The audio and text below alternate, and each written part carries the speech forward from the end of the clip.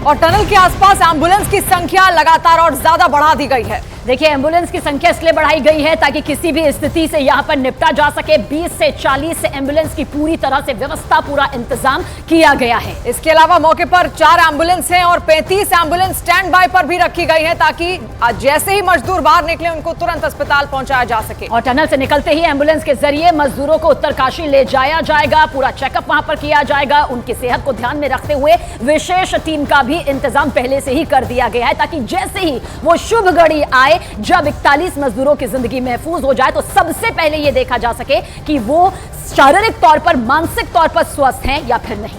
तो अच्छी उम्मीद यहां पर की जा रही है और अच्छी खबर का इंतजार भी किया जा रहा है। और ऐसे में जो 41 मजदूर हैं वो भी उम्मीद लगाए बैठे हुए हैं। आज 11वां दिन हो चला है। 12 तारीख को एक बड़ा हादसा हुआ था जब टनल धंस गई थी और 41 मजदूर उसके अंदर ही फंसे रह गए थे।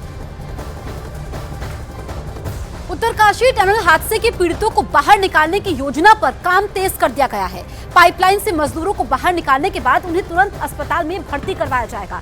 इसके लिए 41 एम्बुलेंस को सिलक्यारा टनल के पास खड़ा किया गया है। मजदूरों की स्वास्थ्य व्यवस्था के लिए क्या क्या इंतजाम किए गए हैं, एक रिपोर्ट के जरिए हम आपको दिखाते हैं। सिलक्यारा टनल से जैसे ही मजदूरों को, श्रमिकों को रेस्क्यू किया जाएगा, उसके बाद की सारी तैयारियां कंप्लीट कर ली गई हैं।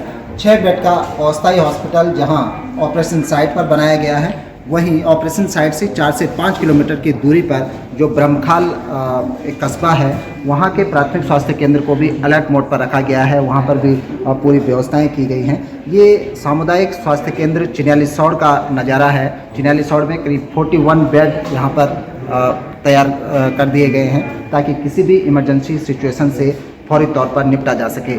इसके अलावा तैयारी ये भी की गई है कि यदि किसी पहला जो चेकअप होगा वो टनल के अंदर ही श्रमिकों का वहीं पर चेकअप किया जाएगा। किसी की गंभीर स्थिति लगती है तो जो अस्थायी हेलीपैड चिन्याली ऑपरेशन साइट से करीब 4 किलोमीटर की दूरी पर बनाया गया है, वहाँ से घायलों को या फिर जो बीमार लोग हैं उनको एयरलिफ्ट करके ऋषिकेश एम्स ले जाया जाएगा। यदि कोई सामान्य है, उसको फिर भी मेडिकल की ज़रूरत है, तो इसी तरह से हर जगह पर छोटे छोटे स्टेशन पर सारी व्यवस्थाएं कंप्लीट कर ली गई हैं। उनको सामुदायिक स्वास्थ्य केंद्र चिन्यालीसौड़ में लाया जाएगा।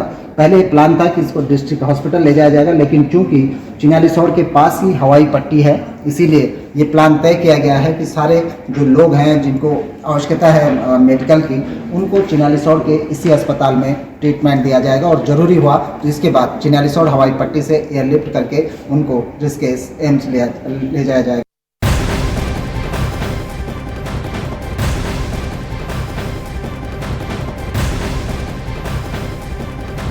और एक बड़ी कोशिश और बड़ी कामयाबी की ओर रेस्क्यू टीम्स लगातार आगे बढ़ रही हैं और जैसे जैसे ऑगर मशीन से टनल में ड्रिल का काम आगे बढ़ रहा है, मजदूरों के रेस्क्यू की उम्मीद बढ़ती जा रही है। क्योंकि आप खुद ही सोचिए, 11वां दिन है, किस तरह से मानसिक और शारीरिक तौर पर 11 जिंदगियों ने अपने आप को मजबूत बनाया हुआ है इस उम्मीद में कि जल्द से जल्द ऑपरेशन जिंदगी यहां पर कामयाब हो पाएगी। और इस पूरे रेस्क्यू ऑपरेशन के बाद उत्तराखंड के मुख्यमंत्री पुष्कर सिंह धामी का भी बयान सामने आया और उन्होंने उम्मीद जताई कि जल्द ही सभी मजदूर सुरक्षित बाहर आएंगे। और अब तक 42 मीटर तक 800 mm के पाइप भी डाले जा चुके हैं और कुल 57 मीटर तक पाइप डालने हैं और अब सिर्फ 17 मीटर की ही ड्रिलिंग का काम बचा हुआ है।